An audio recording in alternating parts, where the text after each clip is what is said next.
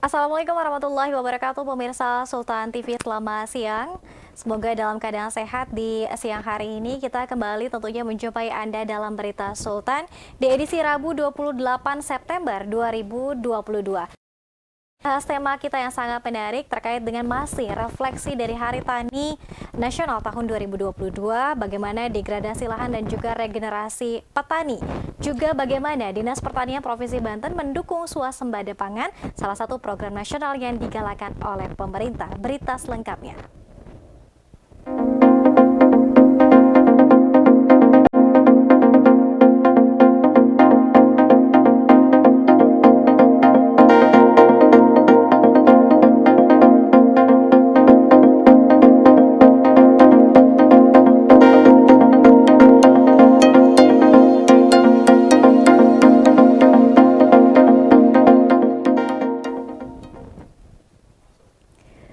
Pemirsa Sultan TV, bahwa beberapa waktu lalu kita telah bersama-sama merayakan Hari Tani Nasional tahun 2022. Dalam momentum tersebut, kita juga bersama-sama mengembalikan perhatian kita tentunya terhadap para petani dan juga sektor pertanian terlebih di provinsi memiliki potensi yang luar biasa. Namun dalam momentum Hari Tani Nasional tahun 2022, tentu persoalan dan juga permasalahan di sektor pertanian juga ini tidak terlepas dari terkaitnya degradasi lahan dan juga bagaimana pemerintah mendongkrak regenerasi para petani sehingga bisa melahirkan para petani milenial tentunya yang lebih modern dan juga lebih sejahtera. Lalu bagaimana juga Dinas Pertanian Provinsi Banten mendukung program nasional swasembada pangan dan bagaimana potensi yang dimiliki di Provinsi Banten terkait dengan sektor pertanian. Senang sekali pemirsa, di studio Sultan telah hadir narasumber kita yang luar biasa sekali. Sudah hadir Bapak Agus M. Tauhid selaku Kepala Dinas Pertanian Provinsi Banten. Assalamualaikum, selamat siang Pak Kadis. Waalaikumsalam warahmatullahi wabarakatuh. Sehat Pak Kadis, selamat siang. Sehat, Alhamdulillah. Alhamdulillah, terima kasih banyak Pak Kadis sudah mau hadir di studio Sultan TV bersama kita ya di siang hari ini. Mungkin sebelum kita spesifik tema, ada yang ingin sampaikan dulu di momentum Hari Tani ya. Ini masih anget Pak Kadis, silakan. Apa yang ingin diucapkan dalam momentum Hari Tani Nasional ini? Silakan. Baik, terima kasih. Ya, pertama saya atas nama Provinsi Banten dan juga pimpinan di Dinas Pertanian Provinsi Banten mengucapkan selamat Hari Tani Nasional, dan juga ya kita tentunya ingin pertanian di Banten bisa lebih efisien, maju dan mandiri. Amin. Swasembada pangan hadir di Banten ya. Betul. Baik. Pak Kadis, mungkin boleh dijelaskan nih potensi apa saja sih Pak Kadis yang dimiliki oleh pertanian Provinsi Banten? Baik, terima kasih Mbak Dea untuk potensi pertanian. Ini khususnya pertanian dalam arti luas di Pemprov Banten yang saya tangani. Pertama dari sisi tanaman pangan, harus diakui bahwa padi merupakan salah satu unggulan utama di Pemprov Banten, dan juga di tingkat nasional pun juga padi punya kontribusi yang cukup signifikan. Dan juga dari sisi aspek hilirisasi, padi ini luar biasa cukup tinggi sekali. Selain padi juga kami tentunya untuk yang lain di luar padi, untuk tanaman pangan yang punya prospek yang cukup bagus ada di jagung. Kenapa jagung? Karena hampir 50% industri pakan secara nasional berada di Banten, sehingga kebutuhan jagung sebagai bahan baku industri pakan cukup tinggi sekali. Dan juga terhadap komoditas unggulan lokal juga Banten cukup prospektif, seperti di ubi-ubian dengan talas, juga seperti talas beneng, talas ente, dan seterusnya. Di luar tanaman pangan juga Banten prospektif untuk tanaman hortikultura. Untuk hortikultura kami bagi beberapa bagian. Pertama, tanaman buah-buahan eksotik. Banten sangat prospektif di tanaman buah-buahan seperti durian, manggis.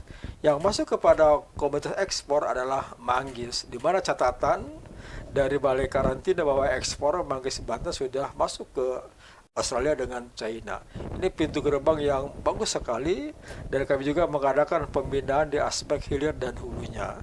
Juga selain juga manggis durian, Banten juga perspektif di tanaman buah-buahan semusim, yaitu tanaman melon. Ini melon sangat perspektif sekali karena harga melon yang paling stabil dibandingkan dengan buah-buahan yang lain. Dan kami harus diakui bahwa kebutuhan melon ibu kota Jakarta belum semuanya bisa kami penuhi, tapi minimal Banten memberikan kontribusi melon terhadap Jakarta cukup tinggi sekali. Ya. Selain juga melon, juga Banten perspektif di tanaman hias. Nah, perlu diketahui Banten termasuk salah satu produsen bunga anggrek potong terbesar di nasional dengan produksi setahun hampir mencapai 4 sampai 5. Itu berada di Tangsel dan juga prospek bisnisnya tinggi sekali. Itu di hortikultura. Yang ketiga adalah di perkebunan. Banten sangat unggul di gula aren. Ini gula aren semut Banten sudah mendunia. Ini juga termasuk prospek juga ekspor yang cukup bagus baik ke Uni Eropa dan juga ke Korea dan juga bahkan sudah bersertifikat organik. Yang keempat, kami juga perspektif di bidang peternakan. Peternakan rakyat yang paling dominan di Banten ada di telur bebek. Dengan sentra kita ada di Banten Utara seperti Tangerang, Serang, dan Cilegon. Dan juga sebagian juga ada di Banten Selatan. Juga Banten juga perspektif di sentra kerbau. Sentra kerbau juga Banten luar biasa.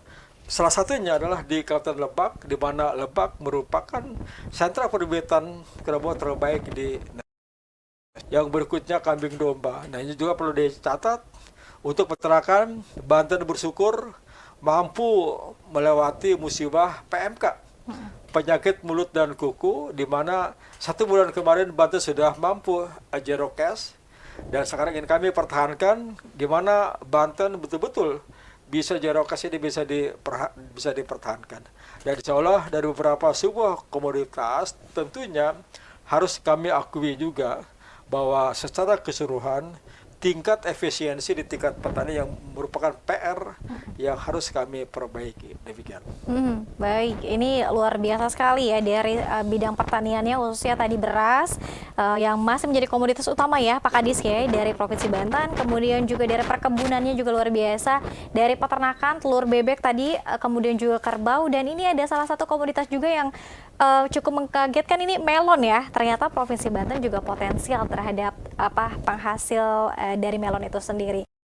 Dari mungkin modernisasi kita lihat Pak Kadis, tentu juga dari perkembangan, kemudian juga banyaknya penduduk juga yang semakin hari semakin datang ke Provinsi Banten. Apakah kemudian ada juga penyusutan lahan pertanian Pak Kadis?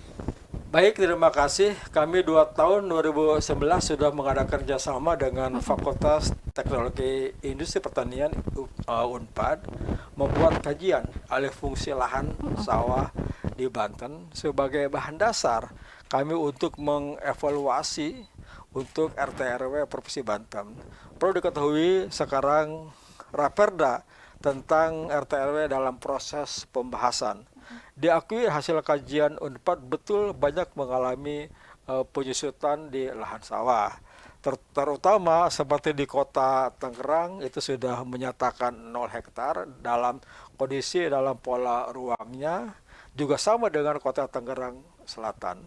Yang lainnya seperti Kabupaten Tangerang juga perubahan dalam pola ruangnya, ada perubahan yang darinya yang semula hampir 40.000 hektar akan tersisa tinggal sekitar 14 sampai 16.000 hektar. Juga di kota Serang pun juga sama seperti itu. Kabupaten juga Serang sama, hampir semua kabupaten kota di Banten mengalami revisi untuk luas baku sawahnya. Kami prinsipnya ingin ada sebuah kepastian secara regulasi. Hitungan kami lebih baik dalam pengertian hilangnya direncanakan sehingga ada proses perencanaan ke depan.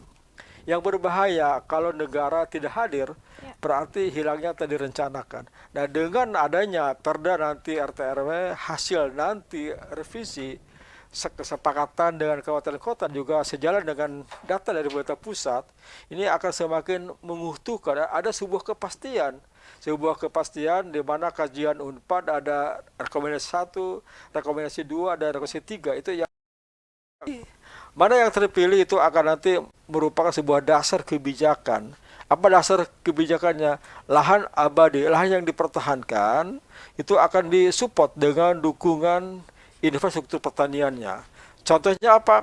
Ingin kami ciptakan bahwa sawah yang dipertahankan itu, sawah abadi cadangan, itu ingin airnya itu tersedia sepanjang musim. Itu sebuah kata kunci. Kalau air tersedia sepanjang musim, berarti upaya peningkatan produksi setahun 3 kali itu akan bisa tercapai, bahkan setahun 4 kali. Nah, kalau kondisi ini jelas bisa dipertahankan, lagi-lagi masyarakat petani ada sebuah kepastian bahwa berusaha tani di Banten jelas ada pastinya. Apa jelas pastinya? Airnya itu tersedia. Juga yang kedua juga kami nanti support bagaimana supaya petani saat panen dia bisa efisien dan nilai tidak hilang. Apa maknanya? Kami bantu nanti para petani dalam proses transportasi. Jangan sampai nanti mereka biaya habis di transportasi karena tidak ada jalan. Dan bahkan kalau kita biarkan, selain ongkos juga bertambah, kehilangan hasil juga saat pengangkutan juga itu menjadi masalah. Itu salah satu konsen dalam rencana pembangunan daerah Banten 2023 sampai tahun 2026, kami konsen di prasarana pertanian. Itu adalah ingin kita perbaikan jaringan irigasi tersier. Juga teman-teman di PU juga akan konsen bagaimana penataan bendungan, bagaimana penataan revitalisasi jaringan primer, sekunder, sehingga semua ada sebuah satu kesatuan sistem yang baik. Yang ditopang juga kami dengan sistem jalan usaha tani, dan bahkan juga kami ada sebuah pilihan alternatif dengan pola irigasi pipanisasi. Nah, kalau pola ini sekarang doakan, sekarang kami sedang proses penataan, kajian akademisnya. Apa maknanya? Kami ingin berbuat benar di kamar yang benar, di jalan yang benar. Nah, ini semua butuh proses kita bagaimanakah regulasi yang menjamin bahwa kegiatan yang akan dilakukan oleh dinas pertanian di jalur yang benar. Kami tidak ingin nanti ada pekerjaan yang bersinggungan dengan kewenangan yang ada di kabupaten kota. Terus kami menggunakan dana APBD provinsi, itu pasti ada yang memayunginya. Itu kami tahap seperti itu. Dan bahkan kami juga sekarang sedang membuat master plan utuh. Master plan berapa sih sesungguhnya irigasi tersier di Banten yang harus diperbaiki berdasarkan prioritas, dan juga berapa sih panjangnya kilometer jalan usaha tani di Banten yang harus dibangun. Itu ada sebuah master plan. Kami pastikan master plan tahun depan jadi. Dengan jadinya master plan akan jelas sekali perbaikan irigasi tersier, pembuatan jalan usaha tani, pembuatan pipanisasi butuh berapa anggarannya, butuh waktu berapa tahun, semua jelas. Kami prinsipnya kejelasan di sini adalah merupakan sebuah cara kami dalam sebuah perencanaan, sehingga bagaimana cascading kami, tata urut dari sebuah kewenangan, dan juga bagaimana hubungan cost cutting kami di sebuah dukungan, bahwa pertanian juga didukung, dibantu oleh teman-teman PU misalnya, oleh teman-teman misalnya LHK, dan seterusnya. Dengan pola seperti itu, proses perjalanan yang benar juga dengan anggaran yang tepat, insya Allah akan menghasilkan hasil yang bisa diterima oleh rakyat. Kata kunci, rakyat petani tingkat kepuasannya akan meningkat tinggi sekali. Oke, luar biasa. Karena kalau kita kembalikan lagi tadi kepada potensi-potensi yang dimiliki oleh Banten, tadi yang sudah disebutkan oleh Pak Kadis juga ini luar biasa. Potensi tersebut juga ini harus didorong dengan sarana prasarana tadi yang pasti. Betul. Kemudian juga master plan yang saat ini sedang digodok dan insya Allah akan selesai, rampung ya Pak Kadis tahun depan. Sehingga ini ada kepastian, payung hukumnya ada, sarana prasarananya juga ada. Nah, terkait dengan dukungan dari teknologi yang juga kita kan turut serta juga nih berkecimpung terhadap perkembangan teknologi tentunya Pak Kadis. Apakah kemudian Dinas Pertanian dan juga Pemprov Banten sendiri juga ini mendukung untuk membantu para petani juga meningkatkan teknologi? Ya, sangat kami menyebutnya sangat mendukung. Bagaimanakah konsep pembangunan 4.0, 5.0 yang harus kami kembangkan di Pemprov Banten. Kami memulai dengan digitalisasi farming. Bagaimanakah pertanian digital kami kembangkan? Kami sekarang sudah memulai bersama dengan BI bagaimana digitalisasi penanaman cabai. Dari mulai pertama lahan yang kami coba digital dengan alat digital yang langsung akses ke internet, ke HP, di situ akan terukur bahwa lahan tersebut untuk cabai inilah kekurangan ureanya, inilah kekurangan N-nya dan P-nya dan K-nya, dan bahkan dengan alat juga tersebut digital terinformasikan rekomendasi pemupukannya berapa yang dibutuhkan. Oke. Yang kedua juga kami juga akan dibantu dengan sistem irigasi kabut. Bagaimana sebuah irigasi kabut yang langsung akses kepada internet, kepada HP, sistem penyiraman yang terjadwal melalui digital. Semua serba digital dan semua serba pasti. Di situ ada sebuah keefisienan yang dibangun di tingkat lapangan. Kami kemarin sudah memulai pada saat akhir bulan Agustus kemarin di Kecamatan Malingping, penanaman cabai dengan pola digital farming. Nanti insya Allah kami minggu depan di kecamatan di kota Serang kami juga akan mencoba kembali penanaman cabai pola seperti itu. Dengan cara seperti itu kami yakin, dan kita jangan dibayangkan kita seperti makan cabai. Bagaimanapun juga testimoni sebuah teknologi, sehebat apapun juga teknologi, ujung-ujungnya mungkin akan bertanya, pertama, teknologinya simple tidak? Oke. Kedua, teknologinya itu sederhana tidak? Terakhir, teknologinya murah tidak?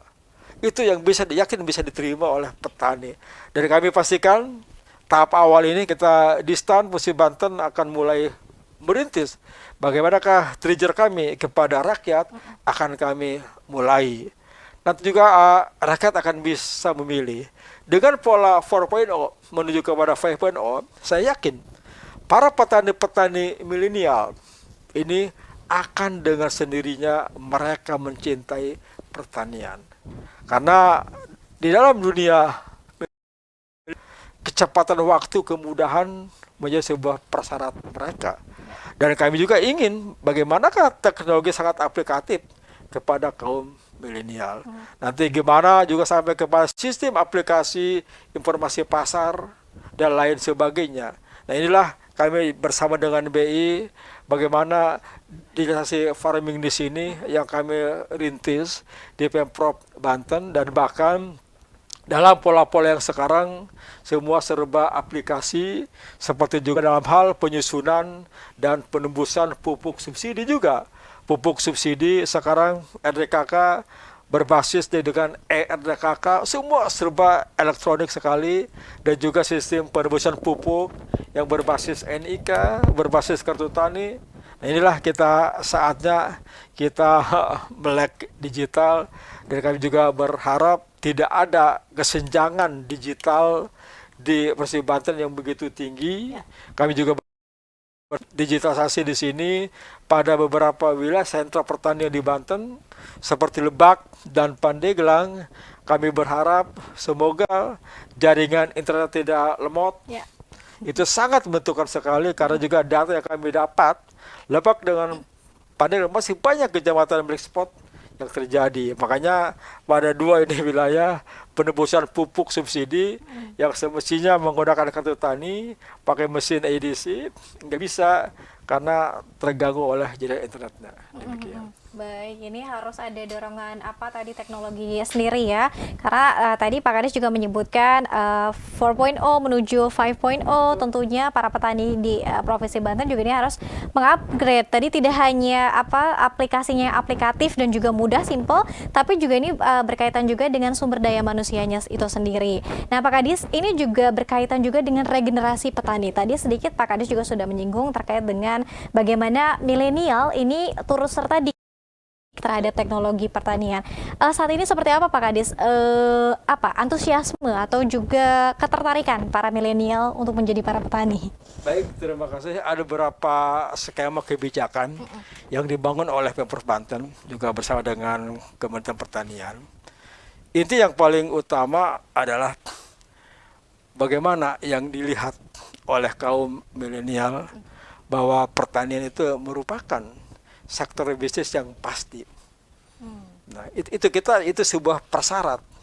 Kalau hal itu tidak bisa dipertontonkan, dilihatkan kepada kaum milenial, sampai cara apapun juga mereka tidak akan bisa, bahkan dipaksa pun juga tidak akan mau masuk pertanian.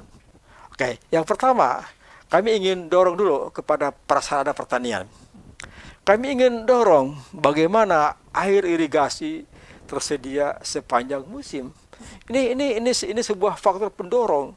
Kalau itu tercipta dengan catchment area, daerah tangkapan areanya, dengan daerah konservasi yang terjaga, dengan sendirinya minat ke pertanian akan tinggi sekali. Tapi sebaliknya, jika misalnya kalau mau tanam airnya susah dan sebagainya, mau tidak orang mau terjun ke pertanian. Oke. Terus yang kedua juga yang selain juga pasar juga dengan dukungan yang lainnya saya katakan, bagaimana tentang prasarana, tentang transportasi, kemudahan yang dibangun. Jangan sampai orang mau masuk ke pertanian, mau masuk pun juga susah banget. Menunggu kering dulu baru bisa lewat. Kalau hujan nggak bisa lewat. Nah, bisa dibayangkan kalau seperti begitu, kaum milenial mungkin akan semakin tidak mau. Dan apalagi kita kesannya pertanian jorok, kotor. Ingin kami perbaiki hal seperti itu. Dan yang tak kalah penting juga yang dahsyatnya dari variabel yang lain adalah di hilir. Bagaimana hilirisasi. Nah, kalau kita lihat, kami ambil contoh, hilirisasi aja padi. Ini pada proses hilirisasi, sesungguhnya tidak ada bagian padi yang terbuang. Semua punya nilai tambah. Dari padi, Pak Kadis? Dari padi. Satu bulir gabah. Ya. Kita ambil asumsi. Digiling, kan dikupas si sekam. Arang sekam itu bisa menjadi sumber energi. Sumber energi yang berbahan baku arang sekam. Ya. Oke. Terus menjadi padi utuh, kan dia ada yang hilang menjadi menir. Itu juga menir nilai ekonomisnya tinggi. Dan juga bagian dari sekam ada dedak. Itu kan nilai ekonomi. Bahkan juga ada juga sampai kepada minyak sekam. Nah, kalau kita proses, kalau kita diciptakan, sesungguhnya ya Allah tidak ada yang percuma yang terjadi dari sebuah produk. Juga sama juga yang lain pun juga seperti telur bebek atau di brand. Ada tahapan dari mulai produknya, tuaknya, dan sebagainya. Nah, di sini juga tentunya kaum milenial yang ada, saya kemarin membuat test case yang luar biasa. Saya kemarin baru mengadakan pembekalan kepada calon Kang dan Nong Banten tahun 2022. Subhanallah. Saya sangat bangga sekali ke Kang Nong, cakap-cakap dan cantik-cantik, begitu sempurna Allah menciptakan manusia. Saya memberikan pembekalan, ternyata mereka begitu antusias dengan apa yang saya katakan. Banyak pertanyaan yang di luar dugaan saya. Pertanyaan begitu tajam dan paham tentang masalah pertanian. Ada yang bertanya, Pak gimana sawah hilang? Pak gimana sebagainya. Menandakan juga sesungguhnya mereka juga peduli. Jadi kami prinsipnya ingin mendorong kaum milenial, anak muda mau mencintai pertanian adalah tidak harus di aspek pemerintah harus mampu memberikan fasilitas ya sebuah kepastian terhadap mereka. Siapa mereka? Petani.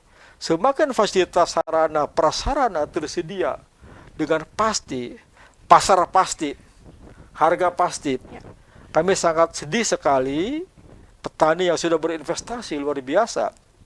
Pas begitu panen, mohon maaf, harga pasar tidak jelas. Yang membeli pun juga kapan datangnya, kepada siapa. Nah, sekarang dengan pola digitalisasi, kemudahan tersebut sudah mulai. Bagaimana sistem marketplace bisa menjawab seperti itu. Dan mudah-mudahan kita Banten akan menuju ke era seperti itu. Dan kami yakin ini hanya proses alamiah. Nanti di sini proses seleksi alam akan nanti terjadi. Siapa proses seleksi alam? Siapa yang mereka betul mencintai pertaniannya tinggi, struggle, betul-betul dia petarung bukan pecundang. Dia akan mampu menguasai pertanian di Banten seperti Ya, itu. baik. Ini ada harus perubahan mindset ya, berpikir ya Pak Kadis ya. Betul. Tadi juga sudah disebutkan bahwa dari padi itu sendiri hanya satu saja ini bisa menghasilkan Banyak ribuan sekali banyak manfaat turunannya. Ini nilai ekonomisnya sangat tinggi sehingga menjadi petani ini bisa kaya raya ya sebetulnya Pak Kadis. Seperti itu. Seperti itu ya. Baik, kita mungkin sedikit ada pertanyaan dari pemirsa Sultan TV Pak Kadis. Untuk Pak Kadis ini ada yang bertanya bagaimana kemudian cara pemerintah untuk kemudian mengurangi laju degradasi tanah pada lahan pertanian. Silakan. Oke, yang pasti ya pertama Raperda secepatnya disahkan menjadi Perda RT RW. Semua ada sebuah kepastian. Berapa sih lahan sawah di Pandeglang misalnya, lahan abadinya, berapa cadangannya dan berapa lahan pertaniannya. Nah, dengan data yang disahkan, ini merupakan database yang diupayakan 25 tahun ke depan tidak ada perubahan. Nanti di situ bagaimanakah pola insentif, disinsentif akan diterapkan di situ.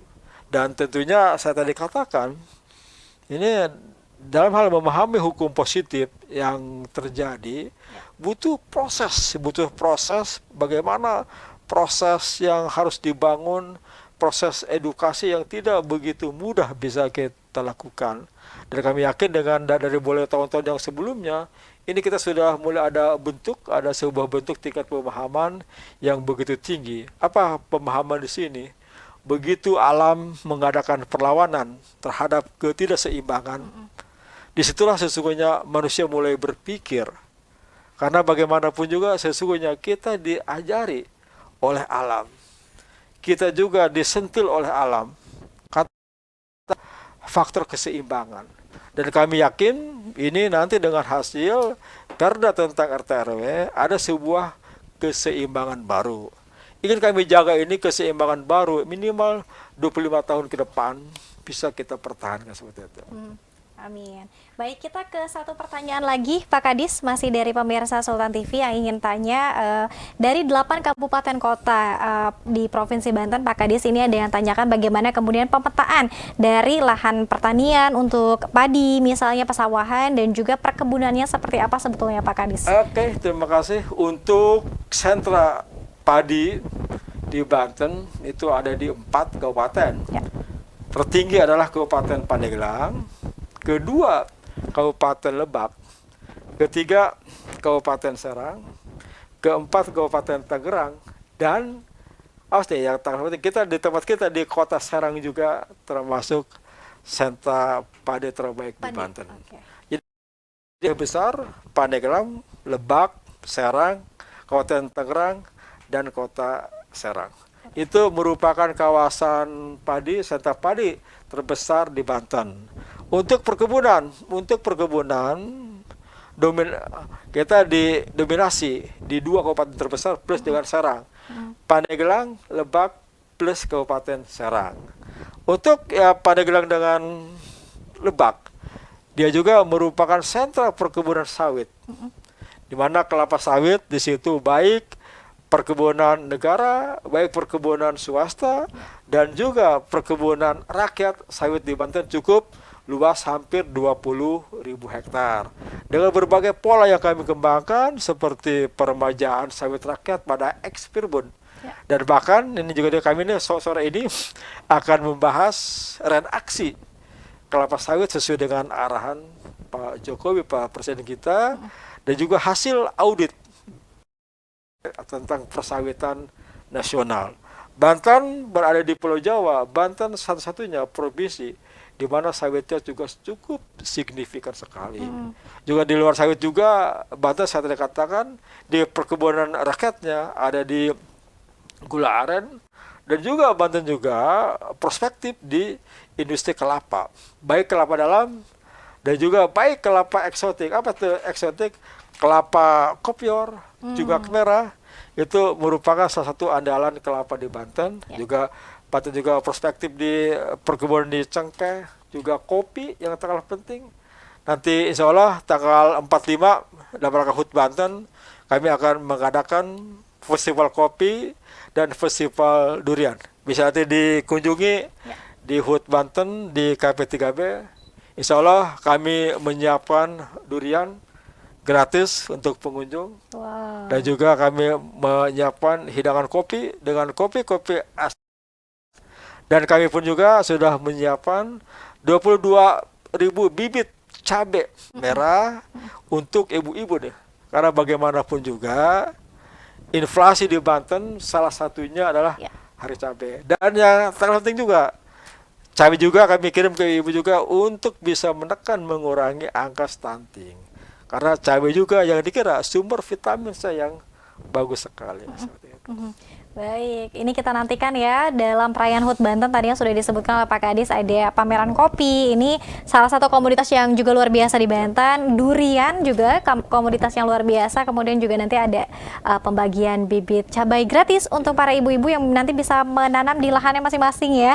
Ini memanfaatkan lahannya. Pak Kadis, terima kasih banyak atas waktunya, dan pemirsa Sultan TV mohon maaf tidak bisa semua pertanyaan kita sebutkan satu-satu ya. Nanti semoga kita bisa hadirkan kembali Pak Kadis.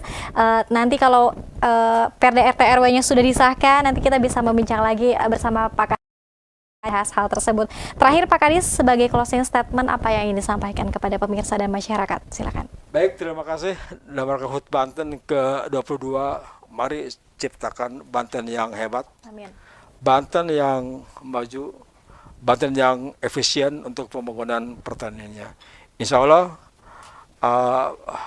Banten yang beriman dan bertakwa, ditopang dengan akhlakul karimah juga dari masyarakatnya, Banten sejahtera bisa terwujud. Demikian, terima kasih.